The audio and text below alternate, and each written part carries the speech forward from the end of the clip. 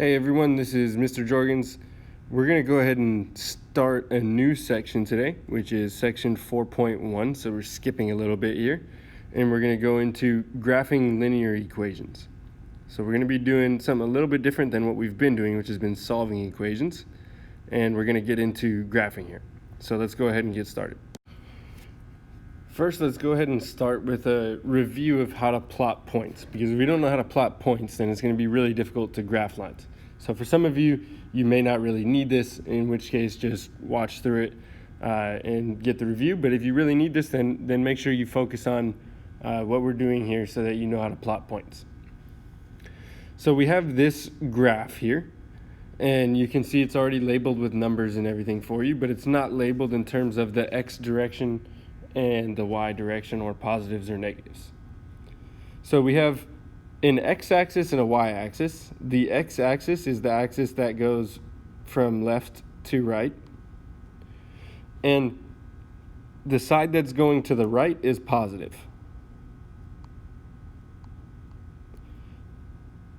And the side that's going to the left is the negative x-axis. So the x-axis is the axis that goes from left to right. Negative is on the left, positive is on the right.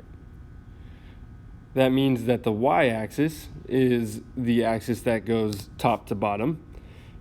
Positive y will be the numbers that are going in the up direction, and the negative y-axis is the numbers that are going in the down direction. Then you're given points to plot in the format x, comma, y. Right? And it goes alphabetical order. So you get the x value before the y value. So now if I tell you to plot a point that's like -3, -5. Always start with the x value. So you go over to -3, but then you don't want to plot a point there, right? You're just kind of counting. And so I'm making a dot there just so you can see, but you actually don't want to plot any point there. So you're just going over to -3 and then down to -5, and then you're going to plot your point there. And then if you do what I did and you make some dots on your graph in order to get there, you probably want to erase those because, not highlight them, you want to erase them because we don't really want those there. That was an undesired effect there. I didn't realize that was going to erase the graph. And I can't get that back there. So just ignore the fact that I did that. I didn't realize that was going to happen there. Okay, so then let's plot another point. Let's go ahead and plot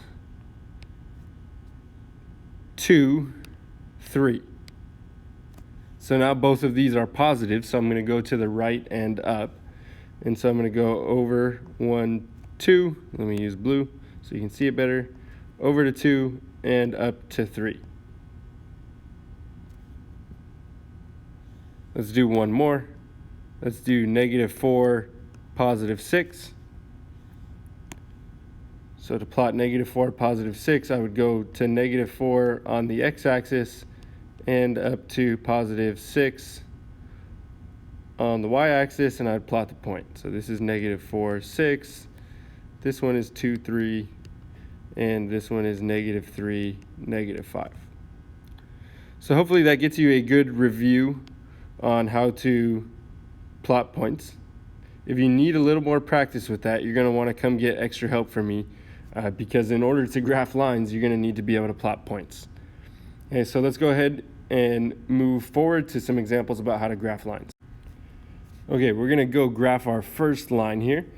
So go ahead and pause if you need to copy down the table there so that you can practice writing into it. Every time we're going to graph a line for right now, eventually we'll learn a better way. But for right now, every time we graph a line, you're going to go ahead and you're going to make a table that looks like this. And if we were in the classroom, I'd give you some sheets that have these tables already on them, but you're going to have to make them for yourself since you're at home. So go ahead and pause that video and do that. Once you've got the table down and you've unpaused, let's label our axes.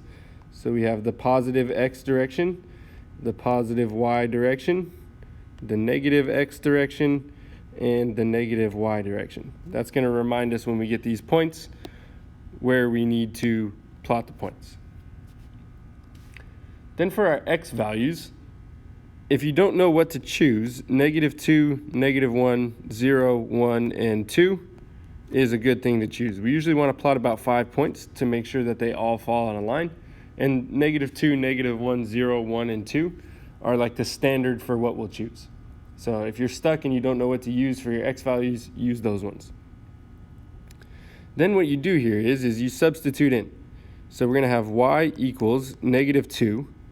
Now in this case, x equals -2, so we're going to change x to -2 by using parentheses there, and then +1.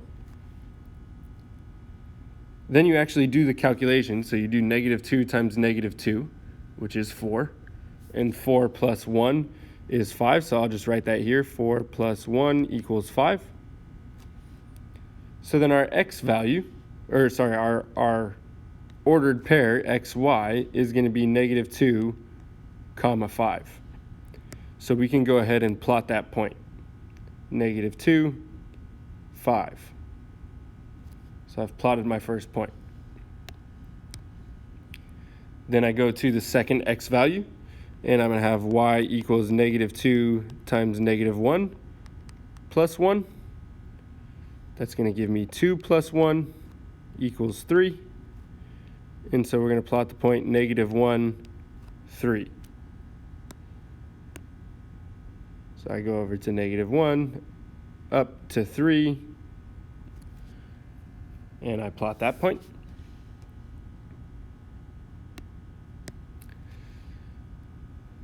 Then I go to x equals 0, so I do -2 times 0 plus 1. That's going to give me 0 plus 1 equals 1. And you might notice something there about the y values. I'm not going to tell you what it is yet, but you might notice something as you're watching this. So now this one, if x equals 0, then I just stay on the y-axis and I go up to 1.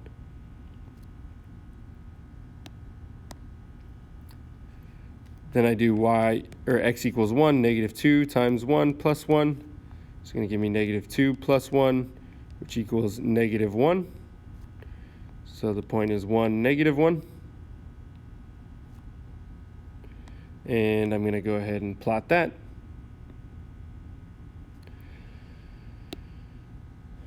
And then I'm going to do y equals -2 times 2 plus 1. That's going to give me -4 plus 1, which equals -3. And so the point is 2, -3. So I'm going to go over to 2, down to -3. You can kind of see that all of those points are in a line, so you probably want to use some kind of a straight edge to do this. So, oops, I'm going to try to do it without messing stuff up on my iPad here. So I'm going to use the side of my key to do that, and then you're going to draw the line. Okay, so you can see that I used something there to draw a line that straight, because there's no way I would have done that otherwise. And then make sure you always put arrows on the end of your line. Okay, that's the only one I'm going to do in this video. I get that you probably feel like you need more practice with it, but go ahead and see if you can get through the assignment. Okay, and then tomorrow in class we'll look at a little bit more how to graph these lines.